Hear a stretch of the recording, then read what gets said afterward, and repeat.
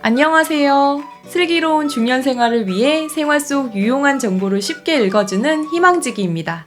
5월이 되니 기온이 많이 높아져 한낮에는 초여름의 기운이 느껴지는 요즘입니다. 지난해 여름은 역대 두 번째로 더웠다고 하는데요. 기상청 발표에 따르면 올 여름 역시 기온이 평년보다 높을 것이라고 예상하는데요.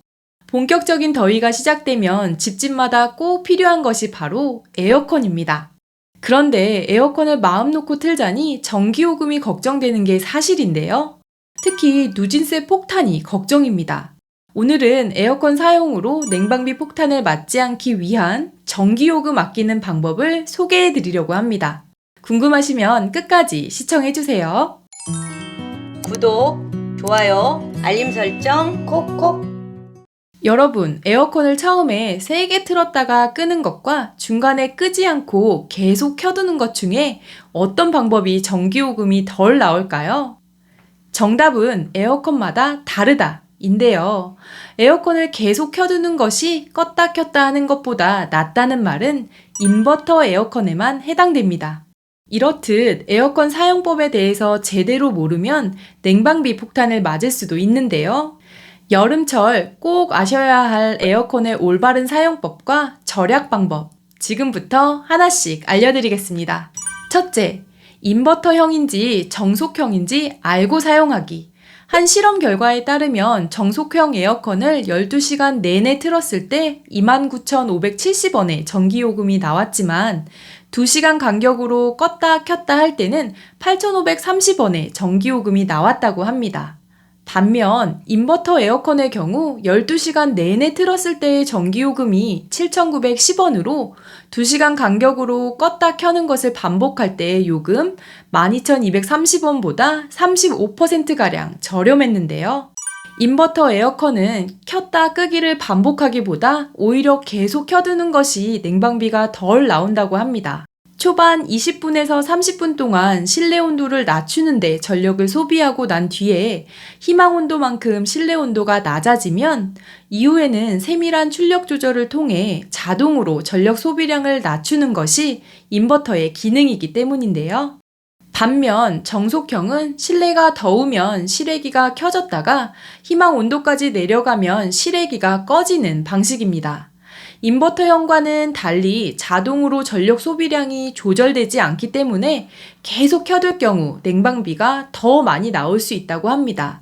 따라서 처음 가동할 때 파워 냉방 등을 이용해 강하게 틀어 집안의 온도를 낮추고 내부 온도가 낮아지면 수동으로 온도를 올리는 방법이 좋은데요. 계속 켜둘 경우 냉방비가 더 많이 나올 수 있어 중간에 껐다가 다시 켜는 것이 절약에 도움이 될 수 있습니다.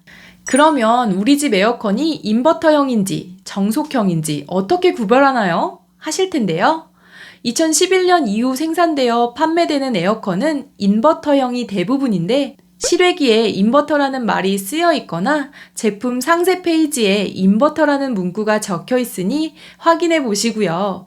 그리고 2010년 이전에 구입하신 분들은 대부분 정속형 에어컨이라고 보시면 됩니다.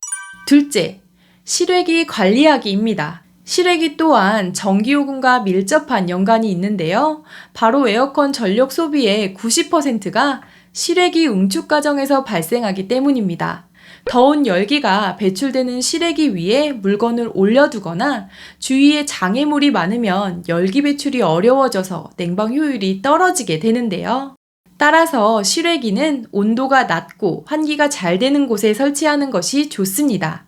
은박 돗자리 등을 이용해 그늘을 만들어주거나 차광막을 설치하면 실외기를 직사광선으로부터 보호할 수 있으니 전기요금을 크게 아낄 수도 있습니다.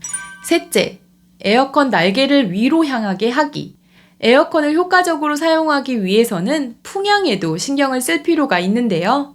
덥다고 에어컨 바람을 얼굴이나 몸으로 직접 향하게 하시는 분들도 계시는데 바람의 방향은 위쪽으로 하는 것이 전기요금 절감에 도움이 됩니다.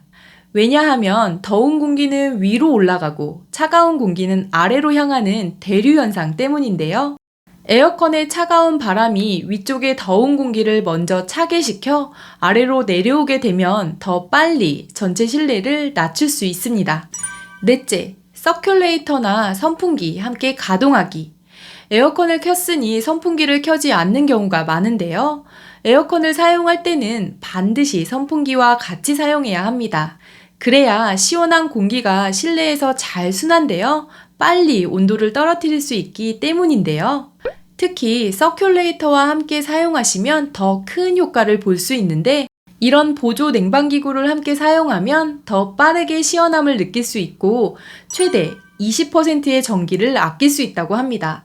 에어컨을 켤 때는 꼭 선풍기나 서큘레이터를 함께 사용하셔서 시원한 공기가 실내에 빠른 시간 내에 퍼질 수 있도록 하시기 바랍니다. 다섯째, 에어컨 필터 청소하기. 먼지로 오염된 에어컨 필터는 실제로 2에서 3% 정도 전기를 더 소모한다고 하는데요. 2주에 한 번씩 에어컨 필터를 꺼내 먼지를 제거하고 세척하면 냉방력이 높아질 수 있습니다.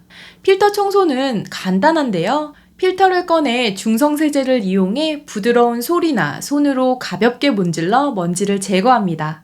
그 다음 직사광선을 피해 바람이 잘 드는 그늘에서 물기를 완전히 말린 뒤 다시 조립하시면 되는데요. 효율적으로 에어컨을 사용하기 위해 주기적으로 필터 청소를 하셔야 된다는 점 꼭 기억하세요. 여섯째, 커튼, 블라인드 등을 사용해서 일사량 줄이기. 에어컨과 선풍기를 함께 작동시킨 뒤 커튼 혹은 블라인드로 직사광선까지 막아주면 실내 온도를 2에서 3도가량 낮출 수 있는데요. 이렇게 외부의 뜨거운 공기를 차단해주면 냉방 효율이 15% 정도 올라가니 전기요금 절약에 도움이 됩니다. 그리고 마지막으로 에어컨의 냉방 기능 대신 제습 기능을 사용하면 전기세를 절약할 수 있다고 많이들 알고 계시는데요. 하지만 관련 부처와 에어컨 업계에 문의한 결과 전기세 절감 효과에는 확인된 바가 없다고 하니 에어컨 사용하실 때 참고해 주세요. 오늘은 여름철 필수품 에어컨의 올바른 사용법과 전기요금을 절약할 수 있는 방법에 대해서 알려드렸습니다. 혹시 에어컨을 새로 구매할 계획이시라면 가급적 에너지 소비 효율 1등급 제품을 구매하시기를 추천드리는데요. 1등급 제품의 경우 5등급 제품에 비해 약 30에서 40%의 에너지 절감 효과를 내기 때문입니다.